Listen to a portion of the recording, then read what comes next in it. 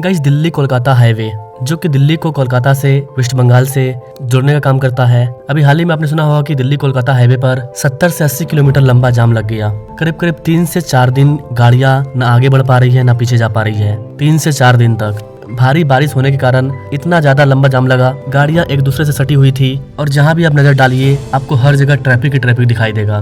65 kilometre तक, can you imagine, 65 kilometre तक traffic jam. ये अलग ही किस्म का रिकॉर्ड बन रहा है। तो कहने का मतलब ये है कि जो दिल्ली कोलकाता नेशनल हाईवे है उस पर काफी ज्यादा ट्रैफिक जाम होता है। तो दिल्ली और कोलकाता के बीच में ट्रैफिक जाम को कम करने के लिए सरकार इसके अल्टरनेटिव पर काम कर रही है और आज के इस वीडियो में हम लोग इसी अल्टरनेटिव पर बात करने वाले हैं। दिल्ली और कोलकाता के बीच में आपको ग्रैंड ट्रंक रोड देखने को मिलेगा। इसके अलावा दिल्ली कोलकाता, कोलकाता चेन्नई, चेन्नई मुंबई, मुंबई दिल्ली, ये जो नेशनल हाईवे है ये एक स्वर्णिम चतुर्भुज बनाते हैं। लेकिन जिस हिसाब से अपने भारत की जनसंख्या बढ़ रही है उस हिसाब से नेशनल हाईवे से काम नहीं होने वाला है। दिल्ली के अंदर आपको दिल्ली गुड़गांव, दिल्ली मेरठ, इन सभी पर हर दिन लंबा लंबा ट्रैफिक जाम देखने को मिलता है। वीकेंड में तो और भी ज्यादा। यही कारण है कि हमें नेशनल हाईवे के साथ साथ ये भी रहे, इसके अलावा हमें और भी एक्सप्रेसवे की जरूरत है। तो आइए जानते हैं कि दिल्ली और कोलकाता के बीच में कौन से न्यू एक्सप्रेसवे को तैयार किया जा रहा है और ये कब तक चालू हो जाएगा। दिल्ली कोलकाता काफी लंबा कॉरिडोर होगा। आखिर ये कितना लंबा कॉरिडोर है, कितने राज्यों को आपस में ये जोड़ेगा और कैसे ये लोगों को ट्रैफिक जाम से निजात दिलाएगा।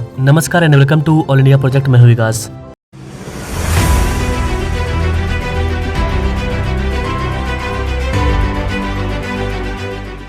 यहाँ पर गाइस आपको बता दें कि दिल्ली और कोलकाता के बीच में जो राष्ट्रीय राजमार्ग है, नेशनल हाईवे, उसको NH-90 बोलते हैं। इसको पहले दिल्ली कोलकाता रोड कहा जाता था और यह भारत के सबसे बिजी राष्ट्रीय राजमार्गों में से एक है। राष्ट्रीय राजमार्गों के पुनः क्रमांकन के बाद दिल्ली आगरा मार्ग, जिसको कि अब राष्ट्रीय राजमार्ग नेशनल हाईवे 44 बोला जाता है, और आगरा कोलकाता मार्ग को राष्ट्रीय राजमार्ग 19 बोला जाता है, नेशनल हाईवे 19। तो आगरा से लेकर के कोलकाता तक नेशनल हाईवे 19 फैली हुई है, जो कि ऐतिहासिक ग्रैंड ट्रंक रोड के भारतीय खंड का एक बड़ा हिस्सा है। ये एशियाई राजमार्ग नेटवर्क के AH-1 का भी हिस्सा है, जो जापान से तुर्की तक फैला हुआ है। जी हाँ गाइस, ये जो ग्रैंड ट्रंक रोड है, जब अपना देश आजाद नहीं हुआ था, भारत पाकिस्तान नहीं बना था, तो ये कोलकाता से शुरू होकर के आगे तुर्की तक जाता था और फिर वहां से लेकर के जापान तक, उसका ये पार्ट है ग्रैंड ट्रंक रोड। लेकिन अब भारत की जनसंख्या इतना ज्यादा बढ़ चुकी है कि यहाँ पर ट्रैफिक जाम काफी ज्यादा हो रहा है, 4-4 दिन तक का ट्रैफिक जाम। इसका सोल्यूशन क्या है? अभी इसका सोल्यूशन यही है कि दिल्ली और कोलकाता के बीच में न्यू एक्सप्रेसवे पर काम किया जा रहा है। Let me I explain you कि किस तरह से दिल्ली और कोलकाता के बीच में एक हाईटेक एक्सप्रेसवे को बनाया जाएगा और कब तक ये बनकर के तैयार होगा। तो कैसे आपको बता दें कि दिल्ली कोलकाता के बीच में 6 लेन के एक्सप्रेसवे को तैयार किया जा रहा है। अभी हाल ही में नितिन गडकरी जब झारखंड पहुंचे थे, झारखंड के रांची में, जब वो एक नेशनल हाईवे का उद्घाटन कर रहे थे, उसी दौरान उन्होंने बताया कि दिल्ली और कोलकाता के बीच में एक कॉरिडोर को बनाया जा रहा है, जिस पर कि 31,700 करोड़ रुपया खर्च किया जा रहा है। और ये जो कॉरिडोर होगा ये 6 लेन का कॉरिडोर होगा। रिपोर्ट के अकॉर्डिंग ये जून 2026 तक बनकर के भी तैयार हो जाएगा। अर्थात ये अंडर कंस्ट्रक्शन है। अर्थात अभी जिस दिल्ली कोलकाता नेशनल हाईवे पर जाम लगा था वो राष्ट्रीय राजमार्ग है, लेकिन अलग से उसके विकल्प के रूप में एक सीधा दिल्ली कोलकाता इकोनॉमिक कॉरिडोर को बनाया जा रहा है। ये ऐसे हम 36 हाईवे बना रहे हैं, उसमें झारखंड में भी हम लोग 1 लाख करोड़ रुपया खर्चा करके बड़े बड़े कॉरिडोर बना रहे हैं। पहला कॉरिडोर जो है वो Varanasi, Ranchi, Kolkata 6 lane greenfield corridor, जिसकी कीमत 40,000 करोड़ रुपए है और 670 किलोमीटर है। इसका काम शुरू हो रहा है, मार्च 2028 में पूरा होगा। इसकी लंबाई 203 किलोमीटर झारखंड में है और इसके ऊपर हम 10,000 करोड़ रुपए खर्चा कर रहे हैं। यहाँ पर कैसे आपको बता दें कि दिल्ली कोलकाता 6 लेन वाला जो एक्सप्रेसवे है वो टोटल 4 राज्यों को कवर करेगा, जिनमें उत्तर प्रदेश, बिहार, झारखंड और पश्चिम बंगाल ये शामिल है। दिल्ली से निकल करके दिल्ली और दिल्ली NCR को कवर करते हुए ये उत्तर प्रदेश में इंटर करेगा। उत्तर प्रदेश के गोरखपुर तक, गोरखपुर से निकल करके बिहार होते हुए, झारखंड होते हुए पश्चिम बंगाल में इंटर करेगा। दिल्ली से पटना तक आपको नेशनल हाईवे के बदले कई सारे एक्सप्रेसवे आने वाले दिन में दिखने वाले हैं।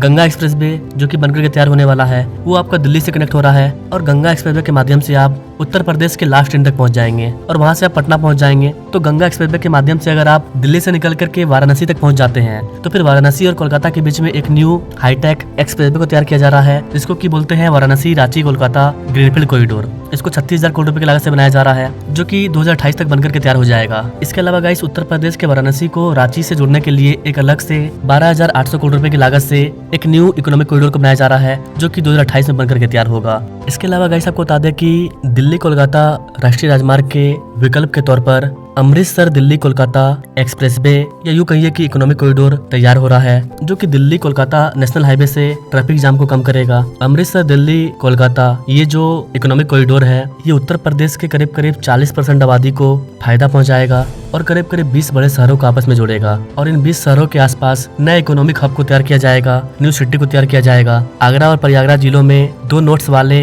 AKIC का विस्तार पंजाब, हरियाणा, उत्तर प्रदेश, उत्तराखंड, बिहार, झारखंड और पश्चिम बंगाल जैसे 7 राज्यों से किया जाएगा। इसके माध्यम से आप आसानी से दिल्ली से कोलकाता जा पाएंगे। उत्तर प्रदेश के मुख्यमंत्री योगी आदित्यनाथ का दावा है कि इस वाले एक्सप्रेसवे की मदद से उत्तर प्रदेश को काफी ज्यादा फायदा होगा और इसके लिए उन्होंने अपने राज्य में भूमि अधिग्रहण की प्रक्रिया में तेजी ला दी है। उन्होंने कहा कि इस परियोजना के लिए केंद्र सरकार से निरंतर संपर्क में हम हैं। यह औद्योगिक गलियारा राज्य के विकास को नई ऊंचाई प्रदान करेगा, क्योंकि ये उत्तर प्रदेश को दिल्ली से, दिल्ली को अमृतसर से, नीचे आपका उत्तर प्रदेश को बिहार से, कोलकाता से, झारखंड से जोड़ने का काम करेगा। AKIC इसका उद्देश्य औद्योगिक विकास और रोजगार सृजन को गति देने के लिए इसके मार्ग में पड़ने वाले 7 राज्यों में बुनियादी ढांचे और उद्योग को, बिजनेस को सेटअप किया जाएगा। और जिन रीजन से ये कॉरिडोर गुजरेगा वहां पर आपको गुड्स के लिए कॉरिडोर, पोर्ट, एक्सप्रेसवे, हवाई अड्डे, राजमार्ग, जलमार्ग, लॉजिस्टिक केंद्र, इन सब से ये आसानी से कनेक्ट होगा। इस वाले कॉरिडोर को बनाने के लिए बैंक ऑफ अमेरिका, एशियाई बैंक, इन सब से पैसा लिया जा रहा है। नाउ अब अगर आप इस रूट को ध्यान से समझें तो अभी जो प्रॉब्लम हो रहा है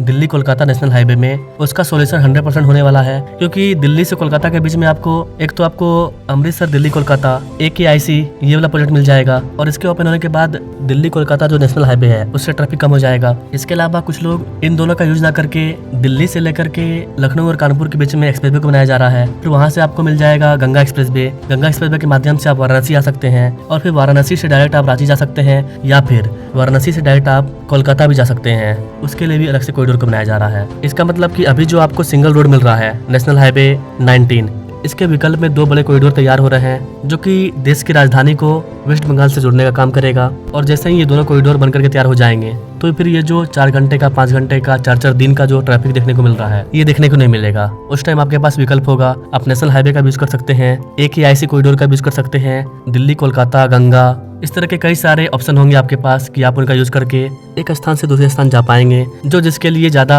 सुगम होगा, लोग उस पर सफर तय करेंगे। ना अभी आपको कई सारे आर्टिकल देखने को मिलेंगे कि दिल्ली कोलकाता नेशनल हाईवे पर 65 किलोमीटर का जाम लग गया था। लगभग 4 दिन तक लोग ट्रैफिक में फंसे रहे हैं। इसके पीछे का मेन रीजन ये है कि बिहार में काफी ज्यादा बाढ़ हो गया था, जिसकी वजह से रोहतास से लेकर के औरंगाबाद तक जाम लग गया था। अगर अभी सरकार चाहे भी कि दिल्ली कोलकाता नेशनल हाईवे को चौड़ा किया जाए तो नहीं कर पाएगी, क्योंकि यहाँ पर काफी ज्यादा ट्रैफिक रहता है। सबसे पहले हमें इसका विकल्प तैयार करना होगा। जिन एक्सप्रेसवे के बारे में मैंने आपको बताया, उन एक्सप्रेसवे को जल्द से जल्द तैयार करना होगा। जैसे ही वो तैयार होंगे हम ट्रैफिक को उन पर ट्रांसफर कर देंगे। उसके बाद दिल्ली कोलकाता जो नेशनल हाईवे है वो भी खाली हो जाएगा। फिर हम उसको भी ठीक कर सकते हैं, जो अभी वो जर्जर हो गया है उसका रिडेवलप कर सकते हैं, चौड़ीकरण कर सकते हैं। जैसे कि अभी दिल्ली और देहरादून के बीच में हमने एक हाईटेक एक्सप्रेसवे को बना करके तैयार कर लिया है, जो किसी साल ओपन होने वाला है। तो अब सरकार क्या प्लान कर रही है कि दिल्ली और देहरादून के बीच में जो पहले से नेशनल हाईवे था, अब उसको भी हम 4 लेन से 6 लेन कर देंगे, ताकि एक्सप्रेसवे पर अगर ट्रैफिक जाम हो जाए तो लोग नेशनल हाईवे का यूज कर पाए। तो हमारे पास विकल्प होना चाहिए, हर चीज का विकल्प अवेलेबल होना चाहिए कि अगर एक पर ट्रैफिक जाम होता है तो हम दूसरे पर से जा पाएंगे। बाकी गाइस, आपको क्या लगता है, ये सारे एक्सप्रेसवे अगर बनकर के तैयार हो जाएंगे तो क्या हमें इस रीजन में ट्रैफिक जाम से निजात मिल जाएगा? Comment now and now thanks for watching. मिलते हैं अपने लोग अगले वीडियो में, तब तक के लिए जय हिंद।